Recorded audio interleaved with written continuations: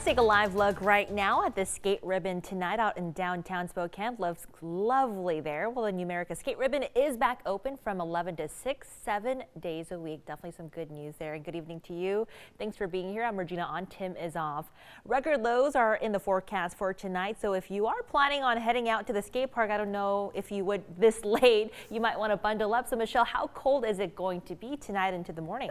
We do expect temperatures to dip down into the low to mid 20s. Our average low this time of year is several degrees above freezing. I believe it's 36 degrees, so this is certainly going to be well below average. Take a look at those temperatures at 8 o'clock tomorrow morning, below freezing in Spokane, but by about 6 o'clock, I think we're going to bottom out, and those temperatures again will be in the low to mid 20s. The record low for tomorrow is 24. That was set back in 1983. We are currently sitting at 30 degrees in Spokane right now. It's already in the 20s in Deer Park and Coeur d'Alene, so we certainly don't have that much farther to drop. And as the winds have died down and the skies have cleared out, that's going to make it that much easier for temperatures to cool off. Currently, wind speeds generally under 10 miles per hour all across the inland northwest. After a pretty breezy day, we shouldn't have as much wind tomorrow, so even though it's not going to be particularly warm tomorrow, it shouldn't feel quite as chilly as it did today with that brisk wind out there. Satellite and radar shows dry air has moved into the region. We'll see plenty of sunshine tomorrow, so if you're out and about in the afternoon, it'll probably feel a lot warmer than it was today, even though temperatures won't be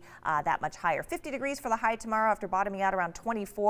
28 Monday morning, partly cloudy with the high of 55, and the windy weather returns for the rest of the week. Highs will be warming up from the mid 50s back into the 60s.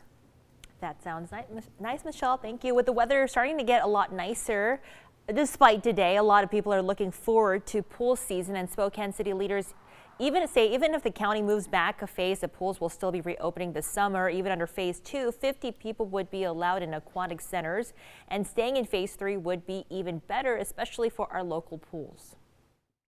Phase 3, we can up that to 50%, which is a huge boost, and we'd be able to increase those operations across all aquatic centers. Under current state guidelines, pools must try to ensure social distancing for pool guests. This includes rearranging or removing deck chairs and tables. Face coverings will also be required in certain areas. Well, now that the governor loosened the criteria for Washington counties, here's what we know tonight. Right now, the only way to move back a phase would be if a county fails both metrics, that is COVID case counts and hospitalizations. If a county is failing one of the two metrics, they can still remain in their current phase. Before, counties had to meet both to remain in their current phase. So as of now, all counties in Washington are in phase 3 of reopening, but as you can see right now, there are several counties at risk of moving back to phase 2. The map shows the counties in green are meeting their requirements and the counties in red are not. We'll officially know on Monday if counties have to move back a phase. Now to tracking the coronavirus numbers. Tonight, health officials are reporting 119 new cases in Spokane County. No new deaths have been reported today. This brings the county's total to 39,899. Right now, there are 34 people who are currently hospitalized with COVID-19. Well, getting a COVID vaccine is becoming easier by the day. Clinics have received more shipments and eligibility has steadily increased. KREM 2's Brandon T. Jones gives us a first-hand look at some of the resources available in Spokane. All right, so I came down here to do a story, but they've talked me into getting the vaccine myself. I can't continue to do stories on this and not take the actual action, so we're getting the vaccine today. We're getting the vaccine. All right, I'm just going to clean your arm off first. It's pretty amazing to think about how far we've come since the beginning of the pandemic. With every day that passes, more people have access to the COVID vaccine. Still going strong, still making sure vaccine distribution is equitable for the community. Take the MLK Center, for example. In February, they opened a pop-up clinic for senior citizens that were eligible at the time. Now their work continues to advance across a larger demographic, and people are taking advantage of the resource. I know this has been a long year. How are you feeling?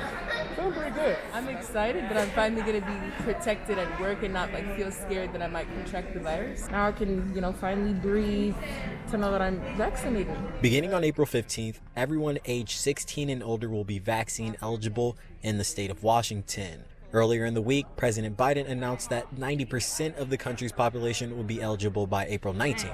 I'll be a quick look. 1, 2, 3. Officials at the MLK Center say they're just trying to do their part in serving the community. Volunteering? Yeah, actually, I'm WSU faculty here with pharmacy and nursing students. The plan is to continue offering clinics like the one today and make the whole process easy for those interested in receiving their vaccine. And we will slap on a Wonder Woman Band-Aid for you. Wonder Woman, I love it. Yeah. All right, sweet. There you go. You're all set. From Spokane, Brandon T. Jones, KRIM 2 News.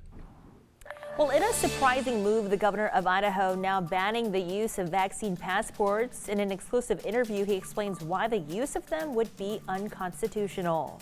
But first, let's get another live look at downtown Spokane. It looks really nice out there, but not pretty when you go out there. Michelle tracking much more colder weather coming tomorrow morning. Her full forecast coming up after the break.